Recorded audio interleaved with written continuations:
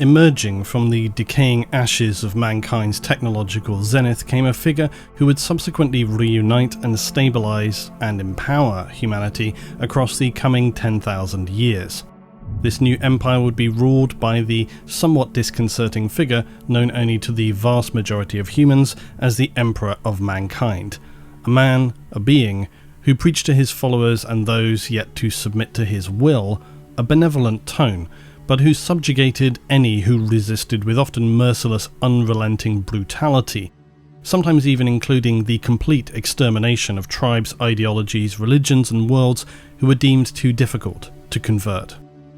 This was the will of the Emperor, and so it would be that humanity prostrated itself to his wishes, many with glassy-eyed rapture, unquestioning loyalty, while others a begrudging acceptance that would steadily soften over generations. Those who would become his most loyal followers were suggestible or eager for a new way forward, readily committed to his teachings, vision and authority.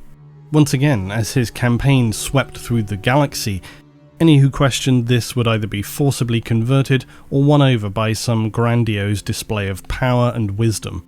In the Galactic Crusade, those who could not be convinced held no place in the new order. Entire towns, cities, worlds and civilizations were crushed beneath the boots of his gene-crafted transhuman warriors, the Astartes. Later, in one of the most devastating human conflicts, the Horus Heresy, humanity would almost destroy itself once again, and the Emperor would then be set upon the Golden Throne, where he would remain for 10,000 years to the period of the contemporary Imperium. In its aftermath came an exponential rise in various cults of spiritual devotion to the Emperor, eventually consolidating into what would become the Imperial cult.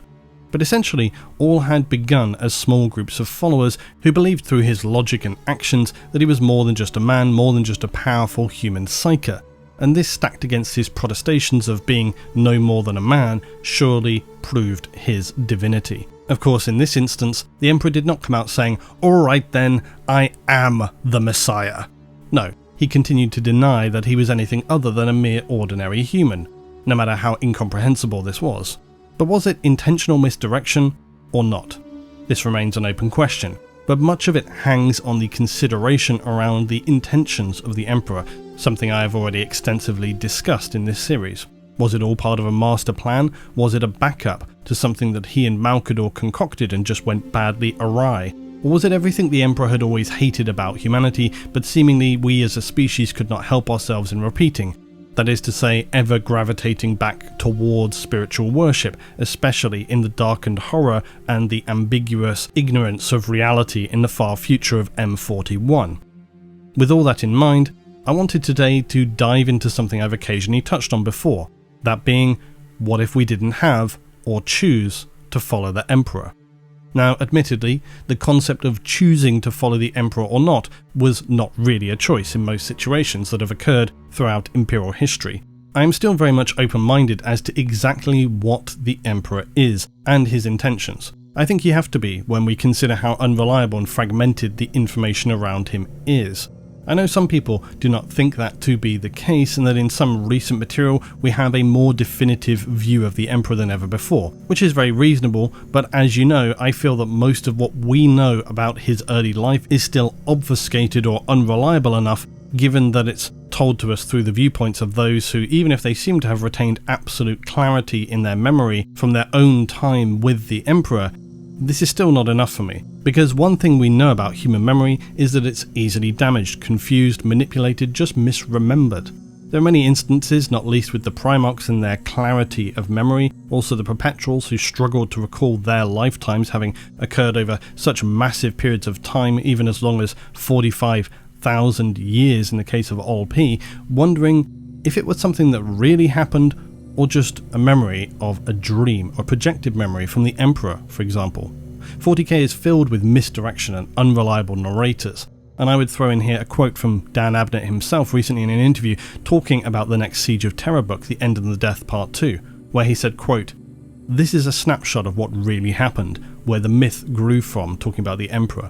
What the myth becomes is probably more important to Warhammer, as that's what people have come to believe 10,000 years later. But this is a moment of being there at ground zero and seeing these things as they actually play out from numerous perspectives. It almost tells you too many versions. I find it strange, quite honestly, that when one character we have never met before suddenly rattles off a recalled memory about the Emperor or an opinion of him, people are very quick to cling to these things as absolutes, and very little in 40k is rock solid and above scrutiny. Certainly one person's account of having lived alongside the Emperor or some lucid memory from many thousands of years in the past is not what I personally consider solid evidence. My perspective is that individual recollections are interesting, very worthy of furthering a narrative and definitely worth discussion around, but far from being enough to solidify anything as being close to certainty or a definitively closed case. Because this has been ever shown throughout the verse to happen time and time again. Things we thought we knew turn out to be false, or at least not quite as they were told to us. Which has often connected two things in my mind when it comes to 40k. The accepted version that the Emperor was the only way, and the more uncomfortable searching questions of why. I've raked over these questions before that lie at the heart of the intentions of the Emperor, questions like, if he was so powerful, why did he not better use this to ensure humanity avoiding destruction during the Golden Age? If STCs are so powerful, why did the Emperor not retain these more securely? Or if they are so powerful, why did humanity collapse so severely and more planets didn't survive with zenith levels of technology, able to, for example, resist the Emperor's crusade? If he has such foresight, along with Malcador together, why did they not better prepare? Why was the crusade such a rush to the point that the Emperor willfully damaged the genetics of the Astartes, regarding them seemingly as little more than his next tools to get to the next stage of his grand plan? So it's something that I've seen many people consider for obvious reasons. Couldn't humanity ever find another way? Isn't this what we are best at? Or do we just accept that our fate is tied to this one single individual just because they said so? That doesn't seem very human. There are many in the galaxy who claim certain truths or prophecies which turn out to be not as they imagined. Groups like the Cabal who believe that they knew what had to be done, but turn out to be sort of true, but not really. Why is it any different with the Emperor? Just because he said so, or believed that humanity, for example, couldn't handle the knowledge of the existence of chaos? Do we accept that without question? Why is Ol P's opinion that they should have destroyed the Enuncia on Earth in the ancient times when he was standing alongside the Emperor less valid than the Emperor's opinion that he wanted to retain it? Maybe had the Primarchs been primed with information, they could have been more guarded. Maybe the heresy would not have occurred, is a very common discussion point. What was the fate of the two Scoured legions? That they became corrupted early on during the Crusades and so had to be destroyed? Why do no other Primarchs or legions really expressly mention or ever question about this? Were their memories manipulated? I mean, this is in fact the curious thing about 40k and the lore, for as often as people make the argument that the Emperor should have told his Primarchs about the dangers of chaos, in a way it really wasn't necessary. In fact, the Emperor even explains this somewhat in Master of Mankind when he describes how the danger of the primordial annihilator is very well known to humanity already. Why do we have Gellerfields for travel through the warp, he says? Why do navigators know the dangers of this? He explains how it would be little different if he labelled the beings in the warp as demons. But I think for me this is again somewhat of an oversimplification. It also feels very much like the Emperor misdirecting, because sure, the Primarchs, you could argue, should have been able to piece things together, except very clearly not, and the Emperor even is sort of aware that they are not aware of this, because Magnus. So maybe if it didn't make that much difference either way, which is what he seems to imply, maybe it would have just been better to spell it out. Then we can think about, what did Guilliman see when he visited with the Emperor 10,000 years after he was interred on the Golden Throne? Why was he so disturbed upon exiting the throne room? Was the Emperor just a destroyed husk that was unrecognisable and this very pained Guilliman? Or was it that the extreme burden upon the Emperor meant he were unable to prevent Guilliman from seeing his true self, something the Emperor always seems to have been very unhappy about anyone being able to see? As in Deliverance Lost, for example, when Korax asks the Emperor, "Is this your true face?" To which the Emperor replies, "I have no such thing. I have worn 1,000,000 faces over the millennia, according to need or whim." I remember this one, says Korax, dimly recalling a dream he had glimpsed when overcome by wounds in a crashing Thunderhawk. "This was how you appeared to me when I was born in my pod." "Yes, it is strange that you should remember that," said the Emperor. And his expression becomes sterner. And then he changes the subject.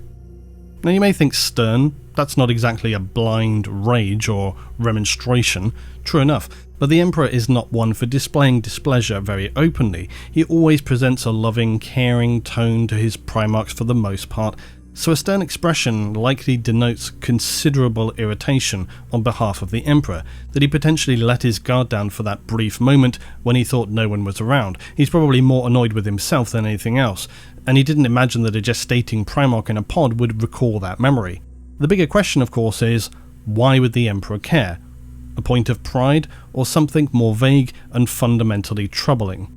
The point I'm coming to here is, of course, one that we already know, that it is very difficult to trust even the details we think we know when it comes to 40k. Like I said earlier, just how powerful are STCs? We know what they are told to be capable of, and we know some instances where we've seen what they're capable of. But if that were the case, as I've explained before, should colonists have been able to very easily endure anything, including the Age of Strife?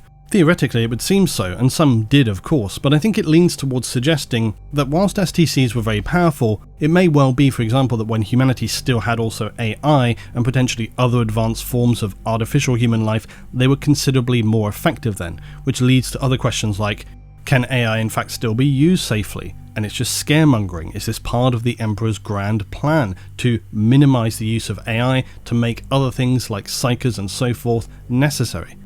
This is something that is always taken as a given, that AI are fundamentally bad, that they can be potentially corrupted by chaos, and this is what caused the downfall of humanity. But even that is a very fragmented history, and I'll probably talk about this again later on, because nobody really knows what happened. No one can say for sure that the Emperor never had a hand in what played out during that time either.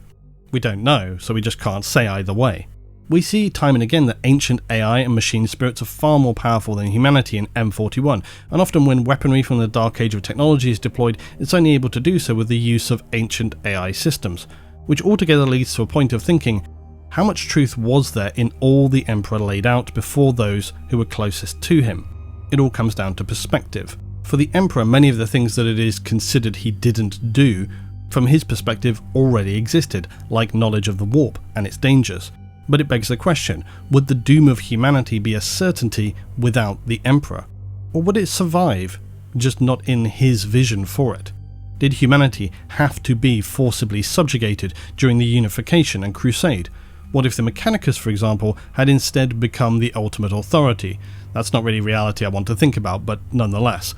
Perhaps most of all, what if some colonies that survived the Age of Strife and collapse of the Golden Age had an opportunity to grow and strengthen? Perhaps with the use of AI systems to empower themselves to a level as seen during the Dark Age of technology once again. These are the questions that do very often keep me musing late into the night and the morning.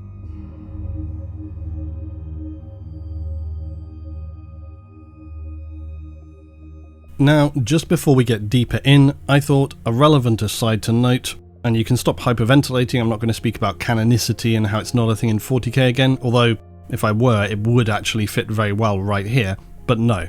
What I want to speak to is how, generally speaking, the lore as it comes to us mostly from the perspective of humanity, and by humanity we should read Imperium, is the default for 40k. And often even Xenos material is slanted or interconnected with some human issues. And yes, this was a small side note that has spiraled into a whole section. It's a regular problem for me. From an outside perspective, and I think especially for those newly entering the 40k verse, who were perhaps wanting to be more objective or gain an overall picture, this Imperial slant on things is sometimes also not very obvious, and other times very wildly obvious, but either way, it can be problematic and it can be confusing. And not least because the Imperium has become such a nightmarish dystopian human soul grinder fed on a daily diet of authorized propaganda, that things have reached really a point of absurdity, which is of course one of the beautiful things about 40k, its satirical take on the absurdity of ideological extremes. Also, just a small aside, while so many people often get into this whole topic about the satire of 40k, there are definitely aspects of 40k that are very satirical, and there are definitely aspects of it that are more serious. At different times throughout the history of 40k as a narrative verse, those things have either come forward more strongly or less, but it is definitely an aspect of it. So anyway, by M41, the Imperium has become so effective at the obfuscation of the truth of things that this can quite regularly become actually counterproductive for them, even destabilizing to the regular operation of the Imperium. Internal wars and conflicts have begun because of this. Throughout history there are many examples of this as well, especially during totalitarian regimes where people in positions of authority were perhaps too scared to tell the truth or were actively crushed by those above them, concerned about how any new information could reflect on them. And ultimately, the point is incorrect information leading to inefficiency or poor decisions which would later have severe consequences elsewhere. Or, to use another example, the part in Futurama, Fear of Bot Planet, where the robots have been fear-mongering about humans for so long that the unelected council of robot elders forget if humans can actually breathe fire, or they just made it up. And I'll breathe fire on you! Can they really breathe fire, or did we make that up? Gee, I can't remember anymore. There are plenty of obviously far better, more serious examples adjacent to 40k and its Imperium, of course, the most obvious being something like 1984, which is often relatively comparable to, say, citizens of Imperial Hive cities. In 1984 you have citizens who are similarly devolved in the state of their learning, where they have lost the ability not only to critique or question the information given, but even to articulate ideas that are contrary to the established order of things, because all information is being controlled and fed from the ruling totalitarian state. Which I think, even if not a perfect comparison, still remains quite applicable to the Imperium. Not to mention the many other comparisons that could be made along the lines of its commentary about nationalism and obsessive sense of loyalty to individuals, the rewriting of history to suit the preferences of the state, censorship, surveillance, the persecution of those who do not conform, and most obviously the concept of perpetual war as a means of control. But most interestingly, within its two languages of High and Low Gothic, Imperial Gothic. It's this concept of societal language deterioration and division between workers and the elite, either naturally or forcibly. In 1984, the citizenry used so-called Newspeak, the controlled language of simplified grammar and restricted vocabulary. And this is by design intended to limit the individual's ability to think critically or articulate subversive concepts, even to express personal identity and free will. Which is of course the most interesting concept within that story, the idea of a state reaching a point of such total control of the populace that language has become oppressively simplified that it can even inhibit their ability to express free thought, let alone insurgent activities against authority. And there are of course a significant amount of quotes I would like to interject here, but I will resist the temptation because it will just go off on an even wilder tangent.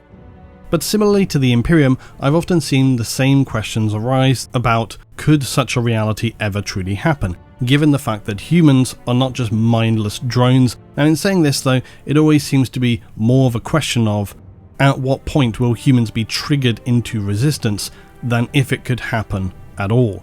And there are a huge variety of modifiers there, and we see this even now in the current times. Very often, it's only when things become so very extreme that people feel they have nothing to lose, but that even then this can be quite the sliding scale, especially depending on the culture or what information people have available to them. The shape of their reality is being dictated by the authority, and similarly in 1984 in the Imperium, citizens generally speaking only know the reality being told to them by the authorities. Across many civilizations and nations in human history, we can see how the state of control and oppression on a populace may be seen as extreme externally, but internally, the populace were either seemingly content with it or more likely unable to realistically do much about it no matter how unhappy they were, or just unwilling to risk everything, until it reached an extreme point of personal collapse or broader conditions that would precipitate a societal structural implosion. And I think these kind of concepts are important to consider and understand when we're thinking in 40k about why more worlds do not rebel against the authority of the Imperium and its suffocating brutality. Unless, for example, it's a top-down rebellion led against the Imperium, where we see a governor or military officials deciding to declare independence, as with, say, Krieg or Rofanon. Worker rebellions are far more easily crushed by security forces in the Imperium, and hive cities so big and self-contained that entire sectors could be destroyed without others really understanding what's happening. But returning to this point about the language, in 40k we have High and Low Gothic, Imperial Gothic, and the latter exists as this everyday language used by civilized worlds within the Imperium. But unlike 1984, this is not necessarily a repressive, limited language by design. Its citizens are still very evidently capable of rising up against the status quo, even if this has limited, if any, real success. The point is, they're capable of understanding the concept of inequality and a sense of independent thought, so much so this is why you see cults and bizarre, problematic things occurring on hive cities. Human language across the galaxy of M41 can actually be quite confusing, as we might well imagine, when you have so many planets spread all throughout the galaxy who emerged out of ancient human colonies who wanted to develop and establish their own cultural identities, then later these rose or devolved into feudal, feral and industrial worlds that were isolated for millennia. Some may have developed their own languages derived from Gothic or even ancient Earth tongues which remained adjacent to the core primary spoken language. This was said to have been common in the dark age of technology, where colonists wished to develop their own identities and may have revived ancient languages to help in defining themselves. It's worth noting that generally speaking, human language tends to exist to serve a need, and it's often very difficult to maintain a language that has failed to serve a purpose. Of course, the definition of serving a purpose is quite a broad and subjective thing. Many would consider the cultural importance of maintaining a language rising above practical considerations. Others may see it the opposite way. Within the Imperium, High Gothic is a much older and more sacred language. It's used in the naming of devices, departments, the general structure of the Imperium. It's also seen to be used in technical rituals and when ancient works are being recorded. And this was the advanced language said to have been developed during the Dark Age of technology. High Gothic is used really only by the elite in the period of M41, and was likely the primary spoken language in the ancient time of humanity's golden age, although why this language came to be so is never really described to us. And there's a lot more to be said about this, both in comparative commentary and speculation, but really, when it comes to the languages of the Imperium and humanity's past, the key point here is that High Gothic remains largely unintelligible for most Imperial citizens, and it remains the language of important adepts, elite nobles, navigators, rogue traders, mechanicus, high-ranking Imperials, and of course members of the Inquisition. Very obviously the mechanicus speak in their own machine language as well. Now in doing so, this all creates that separation of the elite and the common, those with power and those without, or more bluntly, those who must be controlled. Adjacent, it's interesting how these two languages are collectively known as Imperial Gothic, which is of course a not very subtle reference to actual Imperial Gothic, a term applied most often to late 19th century fiction which adapts elements from Gothic novels, such as a forbidding, gloomy atmosphere, brutal, tyrannical figures, spectacular forms of violence or punishment, and the presence of the occult and the supernatural, which interestingly enough I was actually speaking about this morning in regard to The King in Yellow, the book, not the figure in 40k. Interesting though to have that reference of Imperial Gothic apply to the languages and separation that exists within the Imperium. It's very unlikely to be by accident. Anyway, the point overall is that something we do know about the Imperium is that we can barely trust much of anything. Their blurring and obscuring of history is so widespread and commonplace that it's really difficult to trust anything on record. So much so that now this is actually something they have been attempting to repair and mitigate over time, even more so with the return of Lord Commander Guilliman. But even then, they have only really had partial success. Such are the established forces working within the Imperium, such as the very specific elements of the Inquisition, whose entire role is to just continually obfuscate, deceive, and muddy the waters.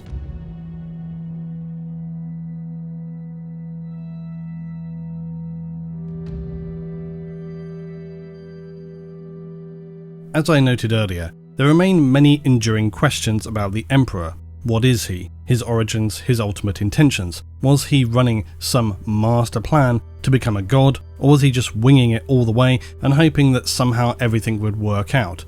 Or something in between? I think, like I said in episode 4 of The Emperor, was he just basically going along with a singular plan and papering over the cracks where he could? So we have questions about, did the Emperor even originate from the ancient times in humanity, or was this yet more misdirection through the manipulation of others, and to what end? Unclear. But to be clear, there's no evidence at all that really points to this, it's just speculation. There's nothing which necessarily points to the fact that he originated just from the Dark Age of technology. But it's always strange to me how the Dark Age of technology and its collapse has so little information and records kept. Was this very intentional? Did the Emperor have a hand in this? Or was it just such a catastrophic civilization collapse that truly little, if anything, remained during the destructive grinding gauntlet of the Age of Strife? But these kind of what-ifs can really be as long as you want them to. A favourite one would be something along the lines of, as I said, is the Emperor a golden man from the Dark Age of technology, who was, by design, created as an ultimate being? Was he the only golden man ever created? Could he be something like an ultimate AI, I've seen people suggest? Or whatever he is, his entire being was created to safeguard humanity in that time, and that's why he was pushing toward this safety of entering the webway and attempting to defeat chaos by any means, seemingly with little regard for the collateral human damage along the way. It's all a pretty out there concept, but really anything is possible in the verse of 40k. There's always this sense that the Emperor knew what he was doing from his foresight, power and confidence, and so it helps give weight to this perspective that the Emperor is infallible. Except this is at the very least an open question. His fallibility largely hinges on how you view or interpret the end of the heresy, the complex issues that Malcador has raised around how much he intended for the war among the Space Marines themselves to occur. There's still much to learn there, of course, and we haven't completed really the full narrative from the Siege of Terror. While there are many, one of the biggest unanswered questions remains, why was he so desperate to get things done quickly? And that can be very simple or more complex. But this one fact is something that forces a considerable amount of serious problems to occur in the stability of humanity's reunification during the Crusade, not least the damage to the Astartes, but also the damage caused to human civilizations, which could have been avoided, including potentially valuable tech they had held and maintained since the Dark Age of technology. And you see this being discussed right in the beginning of the Heresy series, where Horus is trying his best not to cause massive damage to some of the more advanced civilizations they encounter, but some of his core Astartes that are around him are telling him, the hell with this Horus, let's just smash them and move on. It's often explained away that the Emperor was just in a rush to complete his goals because of whatever ticking clock he had started from his deal with the beings in the warp. But this pretty vague and simplistic explanation has always really bothered me for the longest time, because it surely cannot be as simple as a furious impatience to push humanity forward to a point where it cannot destroy itself. And he appears to start down this road very early on when he is speaking with perpetuals in humanity's ancient past. He has this vision of what he, as one of the most powerful perpetuals, needs to do to make things happen, and is hell-bent on making this occur by any means necessary. Except, it somehow takes him thousands of years before he even really begins to do much of anything. Why? I guess either because he has a vision of the end point for humanity without him, or that he simply wants to force his will and evolve humanity more quickly, both of which require him to bide his time and wait until things are ready before he can move forward. But this reason has again always troubled me. It feels like the Emperor did not want to attempt to convince humanity during its golden age, when they were supposedly at their most rational, how to avoid catastrophe. Now perhaps that's because again we come back to dangerous topics like time and so on. Maybe the possibility of saving humanity during the Golden Age and its collapse were not in play. On the other hand, maybe the Emperor knew that he could not exert his will in the same way during this height of human technological evolution as he could when it had collapsed to a point of barely being able to stay functional, having regressed to some cyberpunk apocalypse, whereby he would far more readily be able to convince others to follow him on an immense crusade to reunite the galaxy, under his banner of course, and destroy those who did not share his vision. But it's always struck me that this decision here is the critical thing, because either the Emperor was waiting for a window of opportunity when he could seize power over all humanity, or he genuinely was there to save it in its darkest hour. So this idea of him being humanity's saviour is a strange one to me, because he apparently had attempted to meddle in human history in the past and failed. So it raises again the prospect, did he set somehow in motion the events of the Dark Age of technology collapse, to ensure humanity would be sufficiently weakened that he could finally seize control of it fully? And if so, was this truly to save humanity, or was it to serve the Emperor, empowering him into a position whereby he could become a true eternal warp god, the god of humanity, its ultimate protector?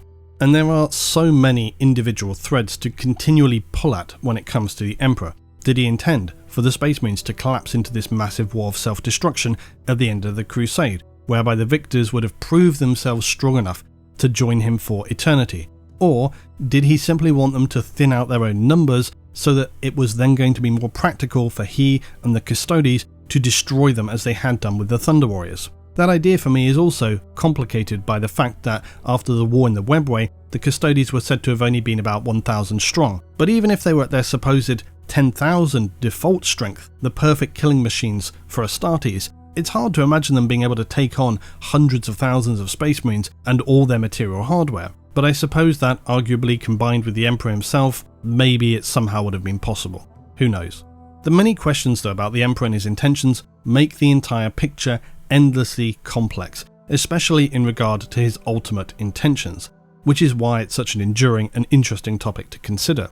There are so many references to servants of the Emperor, Custodes, Sisters of Silence, human administrators, bureaucrats, even ordinary humans, who are fully on board with the Emperor, his vision, his complete confidence and powerful presence. Yet very often, at a specific moment, they suddenly feel a sting of doubt. This is a recurring event in many 40k novels, where these individual humans hear that small voice in the mind of all that says, wait, is this right? One of my favourites that I've mentioned, of course, is the Sisters of Silence loading the Psychers into the Golden Throne pods for the first time and realising in her horror that they will be murdering millions, if not billions of human Psychers forevermore. She even refers to them as being innocent, some sense of morality which the Emperor seems totally devoid of. But somehow she's even more confused that everyone else is just fine with this, because it's all in service to his wishes, so it automatically must be fine. These wavering doubts are, like I say, a recurring theme, and it's a very interesting small sub-element to the way in which the Emperor creates this sense of inevitability, that things must happen how he says. And this unquestioning service of the Emperor is for me one of the most disturbing things, one of the aspects of him that continues to make me question if he truly had humanity's best intentions at heart at all. Because if he didn't, what then? Or even if he did and it had all gone horribly wrong, where would that leave humanity in M41? So what if instead of the Emperor, there was another way? Even if the Emperor did emerge, what if some aspects of humanity had already found a way forward before he was able to unleash his reign of brutality upon the lost colonies of humanity that had survived through the darkness, the gauntlet of the Age of Strife?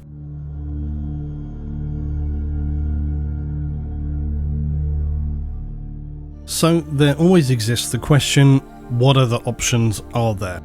And then in fact, would any of them be at all viable?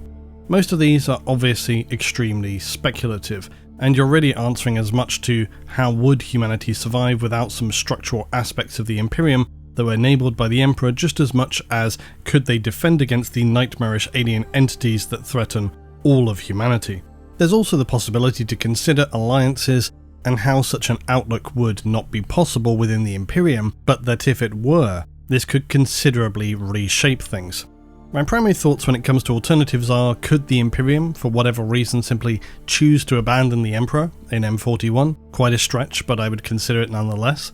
What if the Emperor acted more like other Perpetuals and simply continued attempting to guide humanity in the right direction? How might things look then? And finally, what if an advanced Dark Age of Technology civilization had survived or was discovered, both during the Crusade, as actually occurred, or in the contemporary Imperium?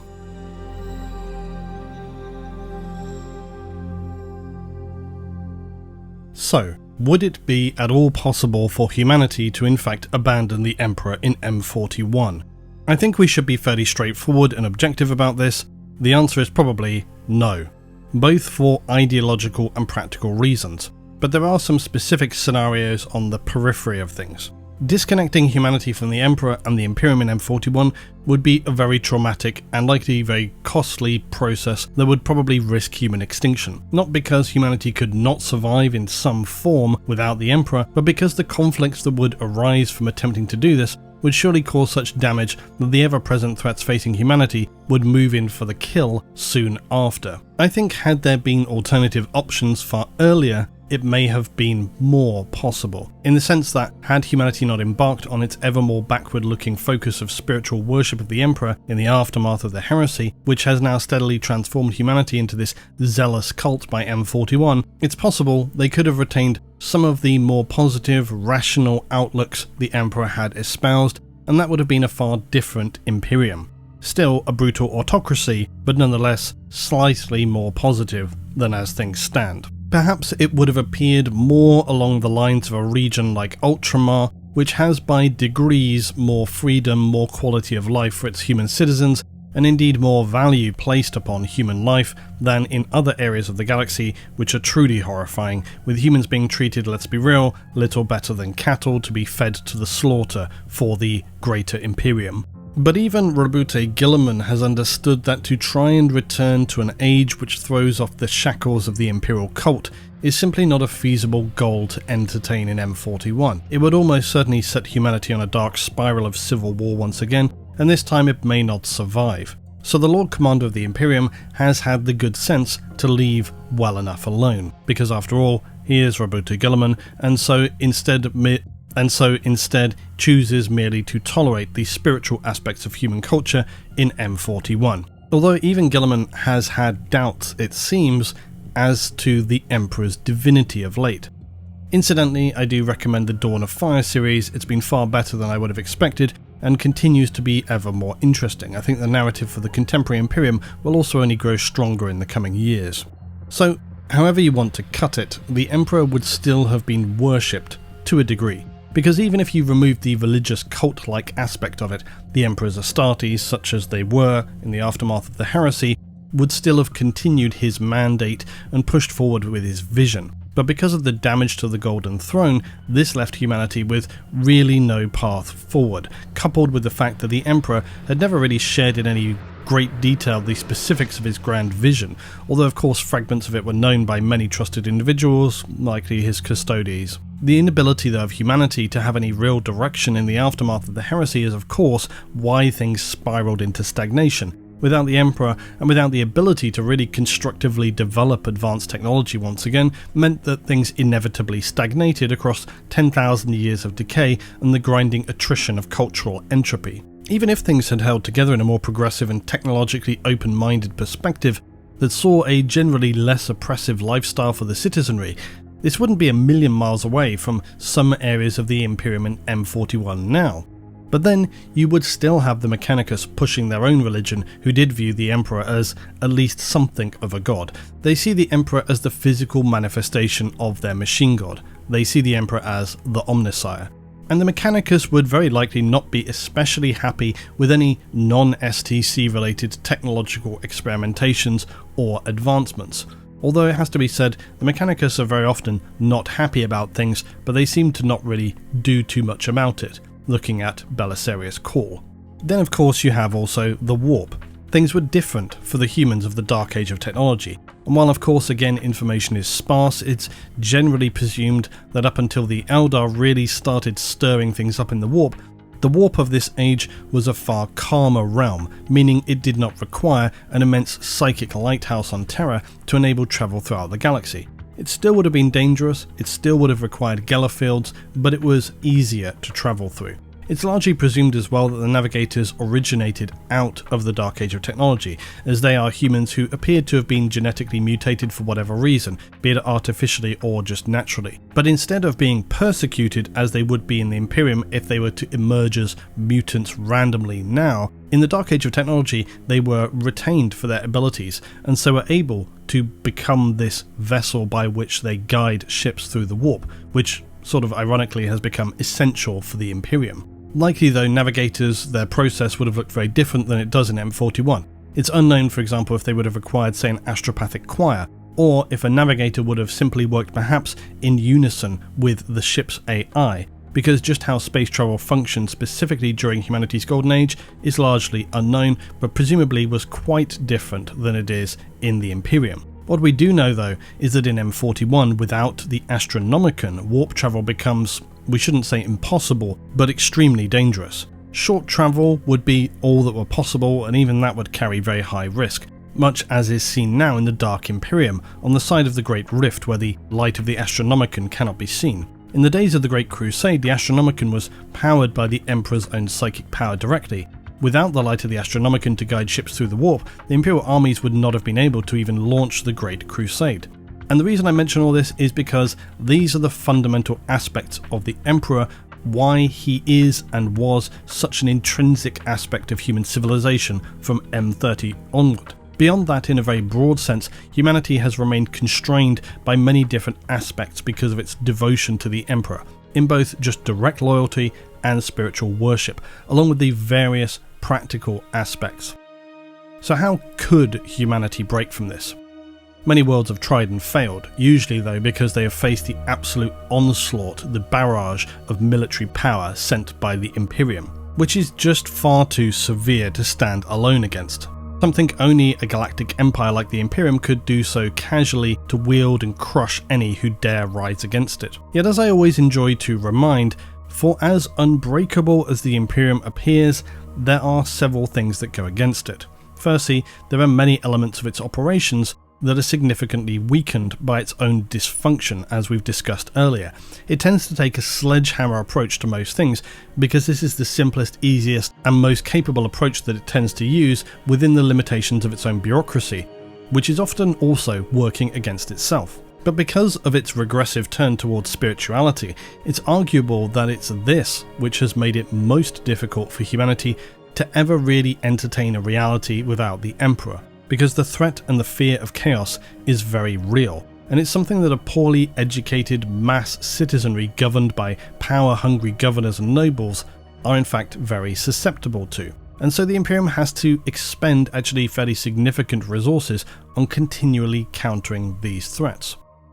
Still, there are those who have broken away from the Emperor and who have allied with Xenos. For example, there are the human worlds which have become part of the Tau Empire, or I should say really rumoured to have become part of the Tau Empire. And so technically they have managed to break away from humanity and have made new lives for themselves outside the Imperium. So it's certainly a possibility that the Tau in fact represent one of the only possible exit strategies for those wishing to break from the Imperium, because likely any attempt to do so internally is going to be fraught with danger, so much so that it would be almost insurmountable, not least the things we've already mentioned, but also those who just hate any mere suggestion of anything other than completely unswerving loyalty to the Emperor, because strangely 10,000 years of extreme indoctrination will do that to a culture. And much as we might like to consider it, the possibility of any of the Astartes, any of the Custodes, any of the significant leaders like a Primarch turning away from the Emperor and deciding that their own plan was better and that they should just separate away is just somewhat unrealistic. I suppose there is a question to be had about Guilliman and his Imperium too, but I think realistically that was very obviously supposed to be a backup plan in the eventuality that the heresy really devolved and collapsed into a worst case scenario, and it's why it's been very hushed up. It's just not realistic to consider that any of these figures would really decide we're going to start a new human empire, which is without the Emperor.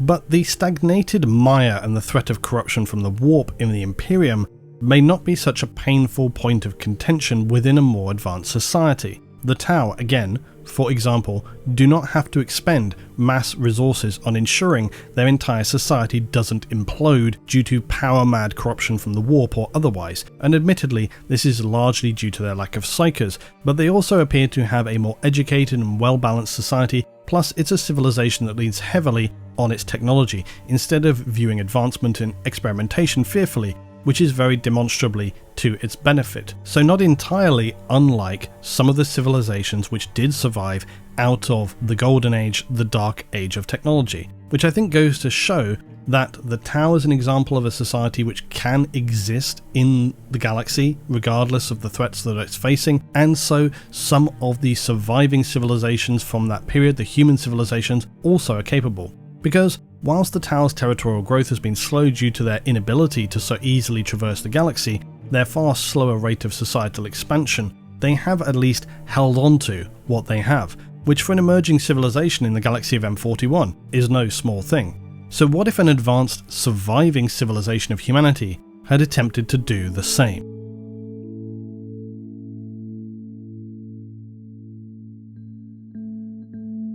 Although the Imperium and humanity have, so it's said, 1 million worlds, this is actually quite a modest number in the grand scale of the galaxy. And so it's at least plausible that somewhere out there remains a pocket empire that has somehow managed to evade detection from the Imperium.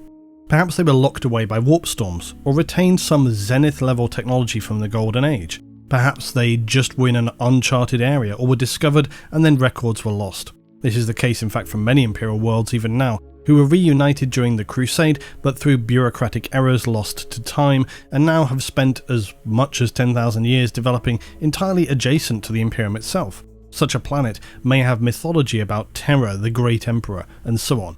But beyond that little will remain, and on such worlds anything really could be possible. They may not even realise there are other humans in the galaxy. They may be rediscovered in time by chance, or perhaps, if they develop strongly, may re-encounter the Imperium themselves in an attempt to expand their territory. This would of course, unfortunately, be probably not in their best interests, as inevitably the Imperium will simply reconquer and subjugate them. But it demonstrates that human colonies are capable of standing on their own. Without the Imperium, facing down a significant invasion by Xenos would be another question, but it does demonstrate that, for example, the insidious forces of chaos, whilst dangerous, are not an immediate death sentence without the framework of the Imperium. The end of the Great Crusade was a chaotic time in more than just one sense, and we remember that in the later period of the Crusade how two noteworthy human civilizations were encountered, the Interrex and the Oretian technocracy. Now, other human civs that survived the Age of Strife were encountered throughout the Crusade, many of which had specific, powerful technology that had obviously survived, but most of these civilizations were far smaller than what the Imperium was becoming in this time, and many of them were far less focused upon war than was the emerging empire of Terra and the Emperor. However, the Interrex and the Oretians were somewhat of the exception here. The Interrex, for example, was said to have had technology that was even more advanced than that of the Mechanicum and Imperium during this time. They simply lacked the military strength and focus of the forces being deployed by the Emperor. They also had amalgamated Xenos elements into their society, not dissimilarly to how the Tau do with the Kroot. So this is something that is noteworthy for the fact that it did not seem to impede or cause other issues to their culture, as was seemingly dictated by the very xenophobic Emperor, for whom the tolerance for anything not human was basically zero. Also notable for the Interrex was the fact that they were well aware of chaos, and they seemed not to be suffering negatively for it. In fact, if anything, they were actively hunting and attempting to destroy any traces of chaos corruption where they found it, which again seems to actively run against the narrative as told by those who would espouse that the Emperor's way was the only way. Well, apparently not, because the Interrex were doing just fine, and seemingly were able to keep everything stable and together even while having been informed by the Eldar of the dangers of chaos and the warp. So they were very well aware of the dangers, and it didn't consume and destroy their society. In fact, it's an example of alliance and cooperation with Xenos being in fact beneficial to humanity, which is again not something you would hear in the Imperium. In fact, the Interrex were so cautious about the prospect of chaos corruption that when they encountered the Imperial Crusade forces, they were very concerned at the prospect that these other humans may present themselves as having been contaminated somehow by the warp. It's why the initial discussions between Horus and the Crusade fleet and the Interrex were quite frosty, because the Interrex were very concerned about this. And they were far from a single struggling human colony either. The Interrex were said to have had as many as 30 systems under their control when they were encountered by the Imperium. And while the grossly overpowered military forces of the Emperor eventually proved too much, they had access to weaponry that was powerful enough to punch bolts of energy through Space Marine armor, and they also seemed entirely comfortable with the use of AI seen in their various drones. So far from struggling, they had been able to defend their territory against hostile Xenos forces, and some of their curious armor and technology had even confounded Horus, who had written it off as being just for show and nothing compared to the glorious armor they wore, when in actuality it was seen to be considerably powerful. If anything, the Interex demonstrated the exactly correct protocol upon encountering the Astartes. And then of course, we have the Oretian technocracy. This was another advanced civilization encountered by Horus, and the name of the civilization alone suggests a highly advanced culture focused on technology, which indeed it was.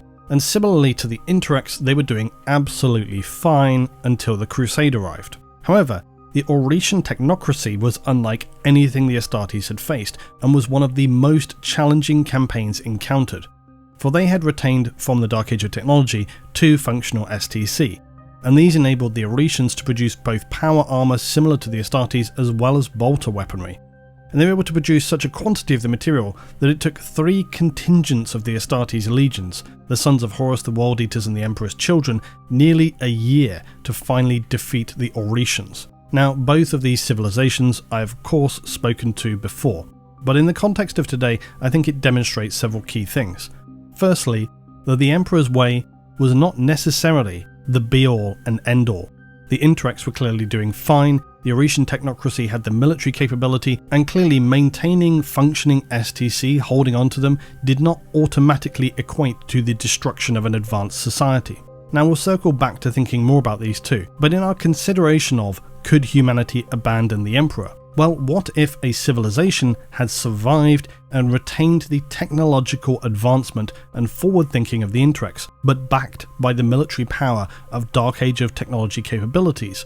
It's surely something that would be a significant issue in terms of the Imperium's modus operandi. What if, for example, the Interex and the Oretian technocracy had allied much earlier before the Crusade arrived and had been expanding their campaign? They would have had the advancements, they would have had considerably more powerful militaries. What if they had been engaged in several Xenos wars with, say, the Orcs? It would have given them a more military footing. Given what we know, this could have been a major problematic issue for the Emperor. They may have even been able to resist the Astartes. So it begs the question, what would happen if the Imperium discovered something like this in M41? They would undoubtedly begin waging a campaign against them. But what if the unthinkable happened and, like I just said, that civilization were not the ones on the defensive, but instead they were the ones on the offensive? They actually began invading the Imperium and began leveraging a weakened Imperium that was fractured by the Great Rift that stands with its forces distracted, those such as Chaos and Tyranids bearing down on them. Would it become another situation like the Tau, where the Imperium sees the threat but cannot commit the time and the resources to properly deal with the issue in the current time because they have far bigger problems to contend with? Which makes me think then further along to a possibility of, so what if a human civilization began expanding their territory, not necessarily conquering as such, but actually not dissimilarly to the Crusade, amalgamating human worlds, who when shown the alternatives happen to realise, wait a minute, these guys over here seem to actually have a pretty good thing going on. Of course, for some worlds this would be entirely unthinkable, and they would rather incinerate their own planet than commit heresy in the eyes of the Emperor. But for others, I think it's more of an open question, honestly. The point to really underscore is that there are civilizations who have stood on their own, more than capable of dealing with some of the major threats and problems that exist without some of the technological solutions that the Imperium has, and civilizations who do not descend into horrifying myth worship and weird cults of excess that inevitably lead to the dark paths of chaos worship, and there were many of those advanced civs that were crushed in the Crusade. So we know humanity can stand without the Emperor. It creates problems of its own, admittedly, but the important thing is, it is feasible. And as the Interex and Oretians demonstrated, much of the celebration, the glory that is told to us about the Astartes, the ultimate warriors, as I said in the beginning, it's not necessarily as clear-cut as it may appear to be. Both these human civs had weapons and armor that were comparable to the Astartes. They didn't need bizarre half-human machine tech priests worshipping to have this available to them either. The Emperor may have been a genius, but if he was so all-powerful, he wouldn't have required all the gene rights, the techs and those who aided him in the development of the Astartes and hardware required for his grand vision. I mean, obviously he needed people to help him build the stuff, but I'm meaning more in terms of design and research and so forth. Whatever humanity has created before, it can create again. We have that spark in us. It's what makes humanity so successful and enduring and able to survive in the age of M41. We have the potential, which is why in some respects having the Emperor step in and say you're no longer qualified to make decisions for yourself is somewhat grating and does leave this feeling of it all being quite suspect. Again, look at figures like the Votan now, quite capable of surviving, have other methods for travelling around the galaxy. Now, whilst if we were talking about a speculative human civilization, there would then also of course remain the Xenos threats, which would be another major obstacle to overcome. Yet, as has been demonstrated, there could be potential alliances to make. The power of humanity, when paired with the Tau, has been demonstrated and was capable of overcoming the terrifying forces of a Tyranid hive fleet. Gorgon was repelled in late M41 by a temporarily allied force of Cadian and Tau warriors. Humans and the Eldar, for example, have also in the past been able to successfully ally even for a short time. So I think it's certainly feasible to consider that any human civilization which retained more of the outlook from the Golden Age or the Dark Age of technology would be far more likely to maintain, if not a permanent alliance, then certainly at least defensive alliances that were mutually beneficial. A final thought would be that unlike humanity, alternative human civs may consider utilizing AI once again. And the reason I note this is that while it appears to have been true that AI caused the downfall of humanity's zenith, it also enabled the use of its most powerful technology and weaponry. Whenever you look around the Imperium, its most powerful tech is usually far beyond the comprehension of the Mechanicus, or indeed any, and whenever humans have stumbled upon some devastating weapon or ancient archaeotech, it's almost always connected with an AI.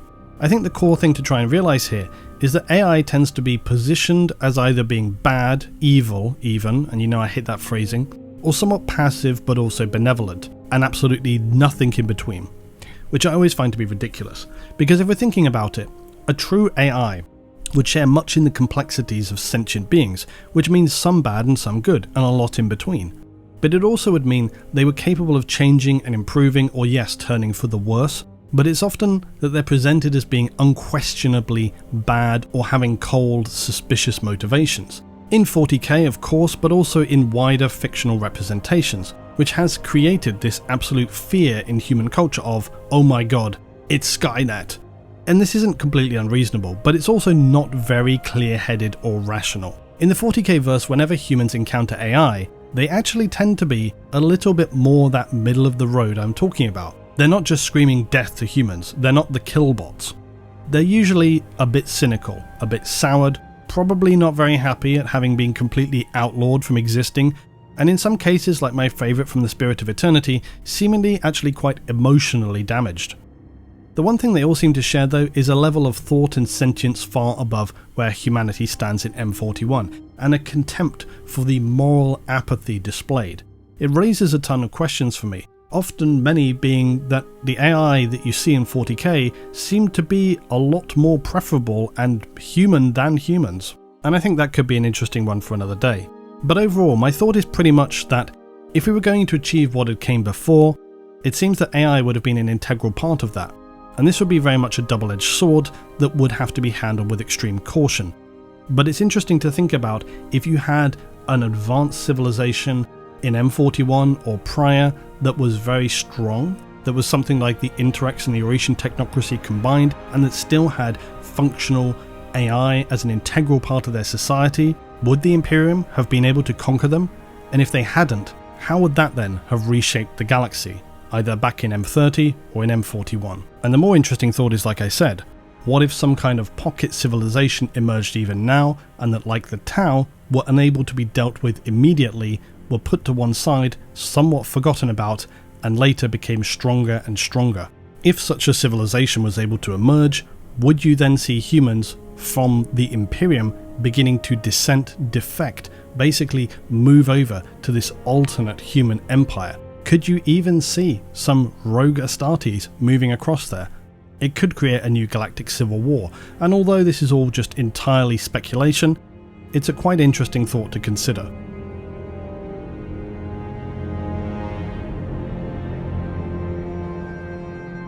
Now lastly, we might consider something somewhere in the middle. What if the Emperor, continuing to exist throughout the Dark Age of technology and into the period after, but instead of taking this aggressive position and forcing humanity into his grand plan, he continued to do what all the other Perpetuals have done before, help humanity where possible, and generally give things a nudge in the right direction, attempting to prevent catastrophe where he can. Of course, the standard thinking here is, wasn't this already tried and failed? and that this is precisely why the Emperor decided he was forced to intervene, because he could no longer accept that humanity was capable of securing its own future for itself.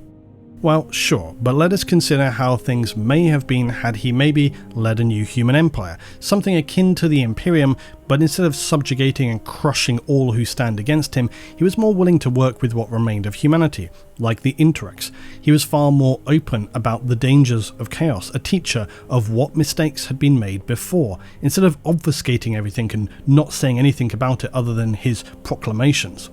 A leader of humanity that still retained his humanity.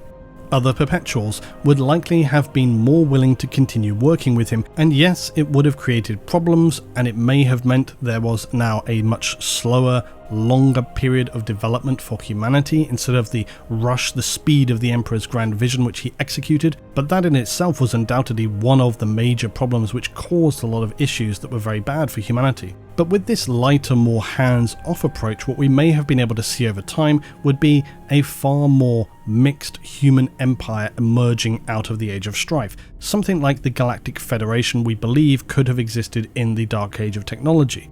And thus you would see those civs like the Interrex and the Oretians and others rise up more slowly, maybe combine their forces to strengthen, building in the end a far more advanced human empire. With the power of their STC, with the power of AI, much of the catastrophe and the darkness that occurred in the Crusade and after was due to the warmongering, the unrelenting brutality of the Emperor's approach. So had things been different, more hands-off like we say, then we wouldn't have seen that bleakness of the Imperium. The advanced human empires can maintain a strong, cohesive, constructive galactic unity. They don't fall prey to the horrors of the warp, as they've learned how to survive through the Age of Strife. If anything, the Age of Strife was in many respects a gauntlet, a test, the ultimate test for human cultures.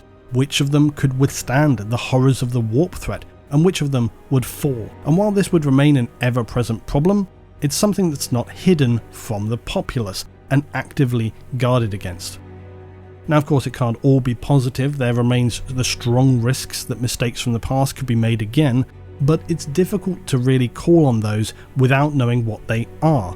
It's said that AI was the downfall of humanity at the end of the Golden Age, the war with the Men of Iron. But we can't really know the specifics because so little information remains, and this in and of itself is actually a point of contention with the Emperor. There have been hints occasionally that AI were capable of being corrupted by chaos itself as well, but this is again vague and unspecific. With a large Federation-style human civilization, you'd also have, of course, the danger that some may wish to exert more power, take more territory. You might see wars, trade wars, civil wars, etc. But quite honestly, this is something that occurs within the Imperium itself constantly already, so it's really no better or worse. In the end, we only have the Emperor's word that his way is ultimately necessary. Despite so many people having existed throughout the Dark Age of technology, the Perpetuals, Eldar, who would have witnessed what occurred, rogue AI, everyone seems very tight-lipped about that time, which is always very frustrating to me, because knowing if humans are on the right path at all in the Imperium now is largely dictated by knowing what really caused the collapse of humanity's zenith and knowing how humanity functioned in that time. Like all apocalyptic collapses, it was unlikely one singular thing which triggered it, and we also know that humanity survived the war with the Men of Iron. That's not what caused the destruction of humanity.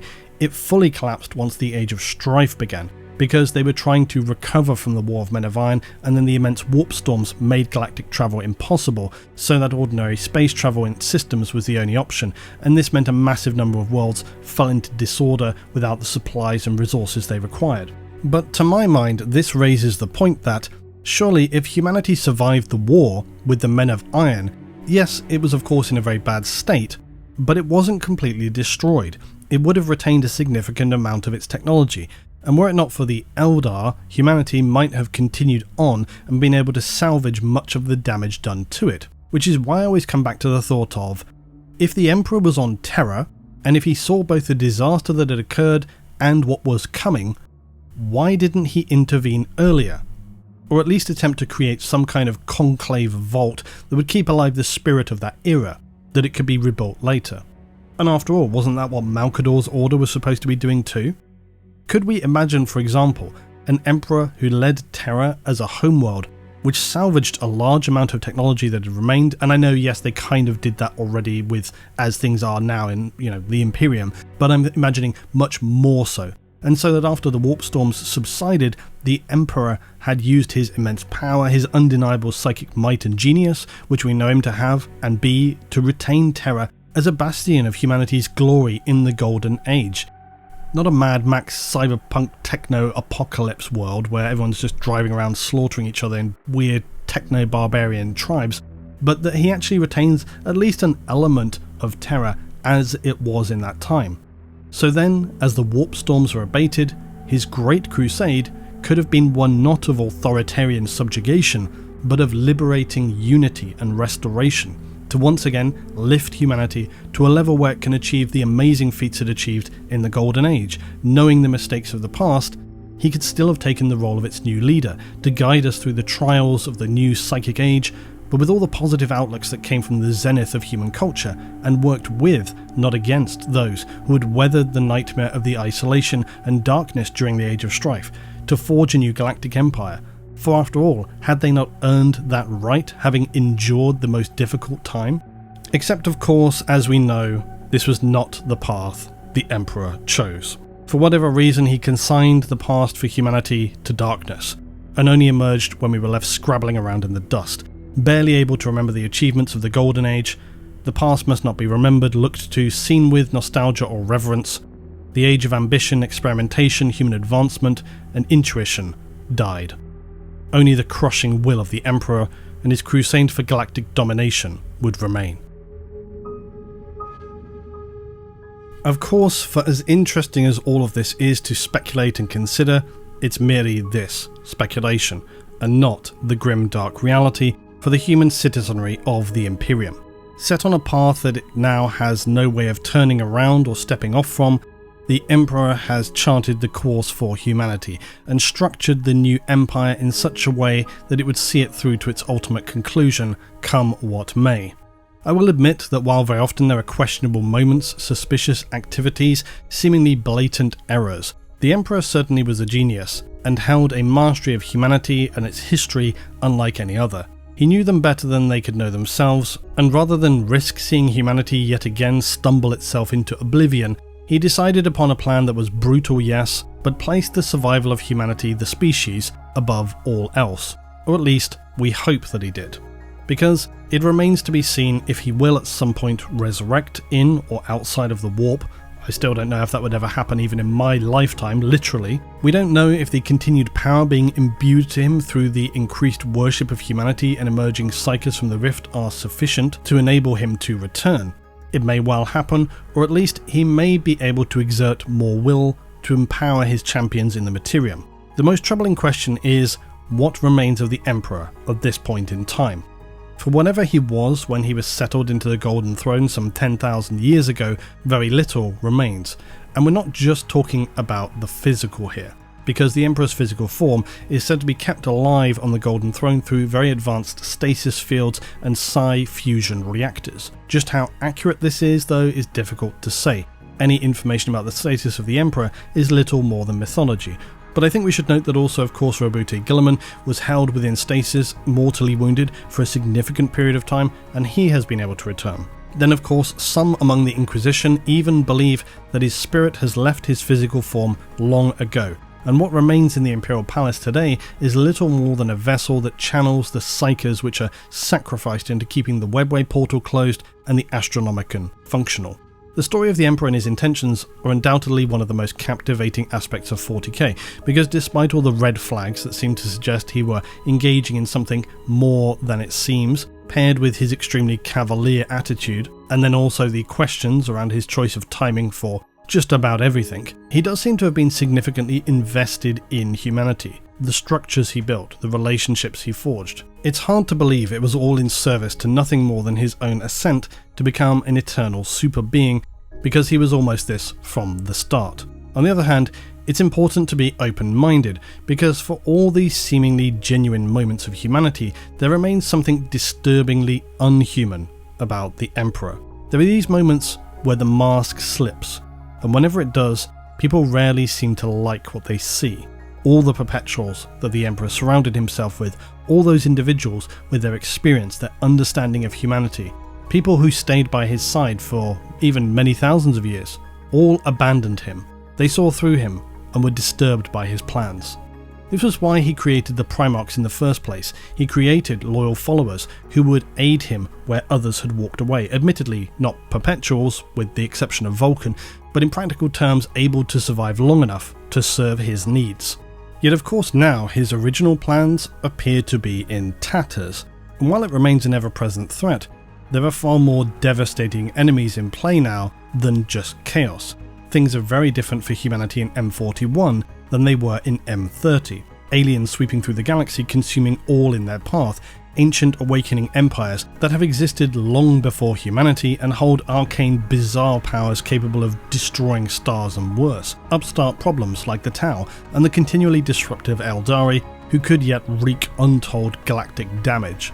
All of these things are of course far too huge of a concept for your average Imperial worker within a hive city. They will live and die, likely without ever having seen beyond the walls of their hab sector, clinging to the crumb or corpse starch of comfort that their sweat, toil and suffering serve him in the smallest way, he who protects all, the Emperor of mankind. Humans may dream of an alternate reality, but for the citizens of M41, the Imperium is its reality, unless they may be lucky enough to be amalgamated into, say, a Tau sphere expansion. Other than this, in terms of alternate options, humans have very few cards left to play. Because whatever his actual intentions, the Emperor and humanity are inextricably linked now. None could stand against him. The perpetuals who objected so strongly did nothing really to resist until the very end, and by the time of M41, humanity is far too invested in the Emperor to turn back. With the horrors facing all borders of the Imperium, the million worlds of mankind are left to play with the cards they were dealt, and whether they like it or not, were committed and gambled all in on the Emperor. He may well be humanity's greatest saviour, pulling it up from the ashes of its own apocalypse and building a galactic empire of glorious human achievement to one day reach a point where it will be free from the nightmares it has faced for some 10,000 years, to once again stand at an unrivaled zenith where it fears no others. Or, in one of the greatest deceptions ever seen, a selfish, all-too-human gambit to achieve eternal power, even if it served some grandiose rationalization whereby the Emperor believed he had seen a future he must prevent by any means necessary and would sacrifice all to reach the point he believed he needed to, he still played every thread of human instinct against its other, to become this most distilled human form.